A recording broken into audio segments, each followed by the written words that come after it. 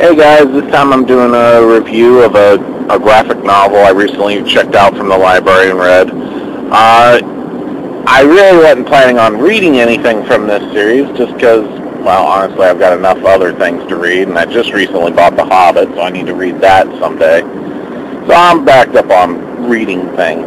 So when I get a chance to read a graphic novel of something that's popular, I take the chance because it's usually what takes me a week or more to read. Normal graphic novels I can usually get done in less than a week, depending on how busy my schedule is. So this one is The Red Pyramid. It's a new series, I guess, that the author of The Lightning Thief and that series, I forget the name now. It'll be on the picture of the cover of the book that I'm going to put on this video that you can see right now. But this author, I guess, when he or she got done with the Lightning Thief series, the Olympians, decided to break into this series, and I have to say it really didn't impress me. I mean, there are some good things about it. I did like it. Did have a degree of uniqueness to it that I did enjoy, and it had an interesting take on the whole Egyptian god thing. But in the end, I just kind of came out of it feeling I just read a freaking mashup of Harry Potter and Stargate. That's what it felt like to me. Maybe with a dash of that movie Sorcerer's Apprentice in there. It really just didn't. It felt like I was just reading a Harry Potter book or something. And I know there's a lot of people out there big fans of Harry Potter, and I ain't gonna say anything against you or anything. I'm just I couldn't really get into it. And in this case, I feel the same way for this one. I really don't plan on picking up this series. I could care less if they make a movie of it. And it's just it's a good story. I'll give it that. Just like Catching Fire and Hunger Games are good stories.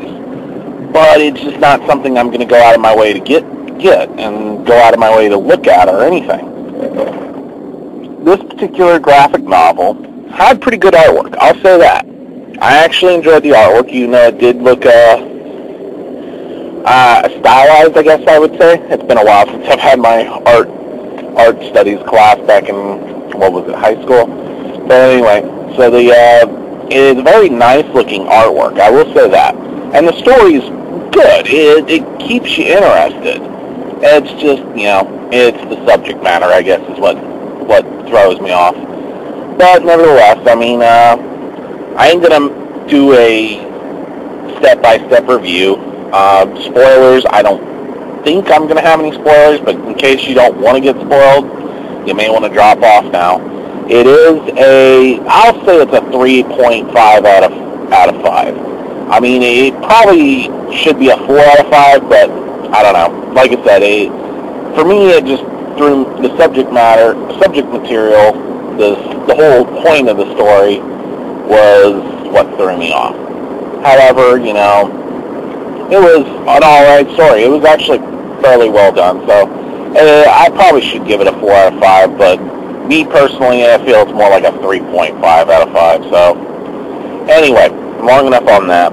The story revolves around these two teenagers, brother and sister, whose father is a magician who kept it secret from him. He does something that releases the Egyptian gods back on planet Earth, two of which possess the children, and possesses the father, and two other characters I'm not going to get into detail with. But the father gets captured by Set, who's the bad guy in this story, and the two children manage to escape. The children are thus taken in by their uncle, who's the leader of the magician's house. Let's just call it that to make it quick and simple. In New York. So the uncle tries to train him a little bit, tries to fill him in on the story, and throughout the rest of the story, the children are on a quest, basically, to figure out how to use their powers, how to deal with the fact that these two gods had possessed them and are trying to take control. Wink, winks, Goa'uld from Stargate. They're using portals like Stargates, like every other chapter at least. So you see where I'm getting the Stargate thing from. And finally, they make it back to the base of operations for Set, which is in Phoenix, Arizona. He's building this pyramid, which would give him ultimate power to destroy everything in the Western Hemisphere, pretty much. At which point, the kids figure out an ingenious way to defeat him, blah, blah, blah. So, spoiler a little bit, but not really. I mean, it's not like I'm going into the details much. I would say if you're into Harry Potter, this is definitely a book to look into. But for me, it wasn't that great. So, you know, I hope you enjoy it. If you like it, power to you, blah, blah, blah. That's pretty much all I got to say about it. Thanks for listening.